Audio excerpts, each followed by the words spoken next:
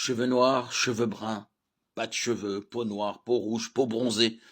Les êtres humains sont d'une variété inépuisable de taille, de forme, de couleur et de personnalité. Mais nous faisons tous partie d'une seule et même race, la race humaine. Les chapitres 1 et 2 de la Genèse décrivent en détail comment les êtres humains ont vu le jour. Au commencement, il y avait un homme et une femme. Dieu les a créés de manière unique et il leur a donné l'ordre, reproduisez-vous, devenez nombreux, remplissez la terre. Genèse 1, 28. Tous les autres êtres humains sont issus de ses premiers parents et en ce sens, nous sommes tous liés les uns aux autres. La Bible dit que les parents sont nés dans le cœur d'un Dieu aimant et puissant. Genèse 1, 26. Ils ont été conçus par lui pour la communion et l'amour. Et ils ont été placés comme jardiniers dans son monde parfait. Genèse 2, 15, 19. Avant la chute, ils auraient été génétiquement parfaits.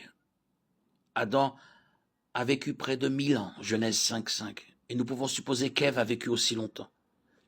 Théoriquement, ils auraient pu avoir plusieurs centaines d'enfants puisque leur corps ne vieillissait pas à la même vitesse que les humains d'aujourd'hui.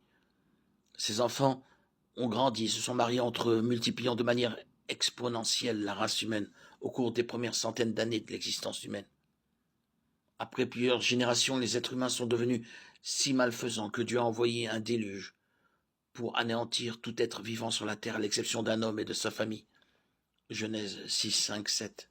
Noé, sa femme, leurs 3 fils et leurs femmes ont été les seuls à être sauvés par le déluge, ainsi que suffisamment d'animaux pour repeupler la terre. Genèse 7, 1, 4. Ainsi, non seulement nous sommes tous liés à nos premiers parents, Adam et Ève, mais nous sommes également tous liés à Noé et à sa femme. Dieu a recommencé avec une seule famille et lui a dit « Reproduisez-vous, devenez nombreux et remplissez la terre ». Genèse 9, 1. Au fil des temps, chacun des fils de Noé a eu d'autres fils et leurs descendants ont fini par former diverses nations. Genèse 10. La dispersion de l'humanité après la tour de Babel a donné naissance aux différents groupes linguistiques que nous connaissons aujourd'hui.